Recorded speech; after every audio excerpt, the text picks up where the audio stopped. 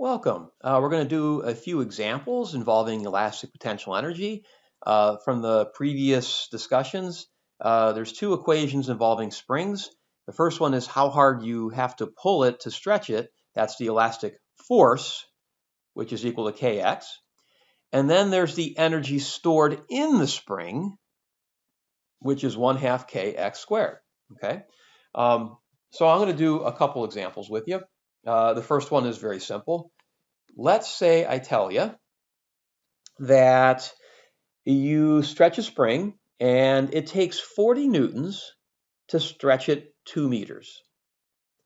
So first of all, what have I given you?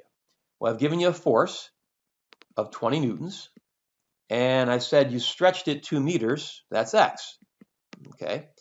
With that, we can determine a couple things. The final question I'm going to ask you is how much energy would I store in the spring if I stretched it 40 centimeters? Okay, so I'm asking eventually what's the elastic energy stored in the spring if I stretch it 40 centimeters. All right. Well, before I do that, if I want to use this equation, 1/2 kx squared, I got to know what k is. So I'm going to actually use the force equation. Force elastic equals kx, and I'm going to figure out k. The elastic force is 20, don't know k. X is 2. What's k? K equals 10 newtons per meter. Okay. And then I'm going to use that k in the elastic energy equation. So if I want to stretch the spring only 40 centimeters, I'm going to use energy elastic is 1/2 kx squared. Okay. I have now determined k, that is 10. And you got to be careful with x. X is 40 centimeters, but you always have to make that into meters. That is 0.4 meters. And don't forget to square that. Now, by the way, when you square, you're only squaring the 0.4. So here's what I'll do. I'll rewrite this for you. 0.4 squared is 0.16. And if you do that, you get 10 times 1.6 is, or 0.16 is 1.6. Half of that is 0.8 joules. So that's how much energy would be stored in the spring if you stretched it 40 centimeters. Okay, so that's it for example one. Example two. All right. What if I had a spring and I tell you the spring constant, and that's 20 newtons per meter. So I'm giving you K. That's 20 newtons per meter. And let's say I want to store 90 joules using that spring. So I'm also giving you the elastic potential energy of 90 joules. How far would you need to stretch the spring? Okay. Well, we have an equation that involves energy and stretch, and that is our elastic potential energy equation. So that's 1/2 kx squared. Okay. And here I'm solving for x. I want to know what x is. So I'm going to do a little algebra. Now, before I plug my numbers in, I'm going to do the algebra first. So I'm going to multiply both sides of the equation by 2. And then I'm going to divide both sides of the equation by k. Okay. And then I have to square root both sides to give me x.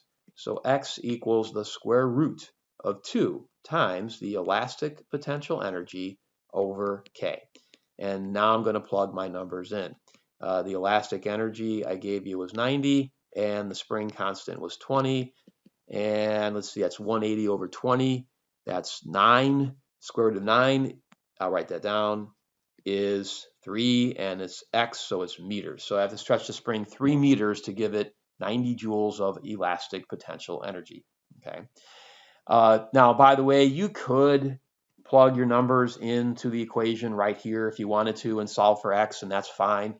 But I like doing this because if I have more than one problem that involves determining x, well, now I can use this equation over again. I don't got to do all the work over again.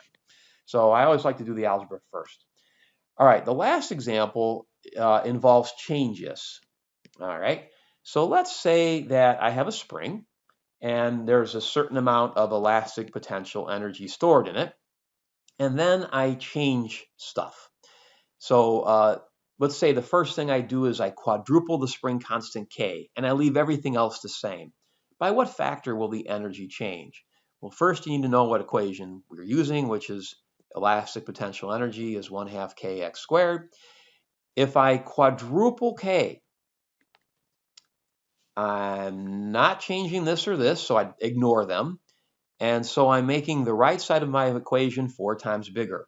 So if I do 4 times the spring constant, that leads to 4 times the elastic potential energy. What if I quadruple x? So what if I make x 4 times bigger? By what factor will energy change then? Well, a lot of people wanted to say, oh, it's 4, it's 4. Well, it turns out it's not 4 because the x is squared. Remembering that elastic potential energy is 1/2 kx squared, okay? Well, we're quadrupling x. We're not changing the half or the k, so I ignore those, okay? I'm quadrupling x, but then I have to square that. So what's 4 squared? That's 16. So you get 16 times the amount of energy if you quadruple the x, okay? Finally, what if I cut x to a quarter of what it was? So what if I have a quarter x? What's the new energy now? Well, same equation again. You got elastic potential energy is 1/2 kx squared, okay? Again, we are not changing the half or the k, so I'm going to ignore those. This is reducing by a quarter, but then I have to square that. So what's 1/4 squared? Well, it's 1/16. So you would have 1/16 the elastic potential energy stored. All right, so I hope those examples were helpful. You should be able to fairly easily do the practice now.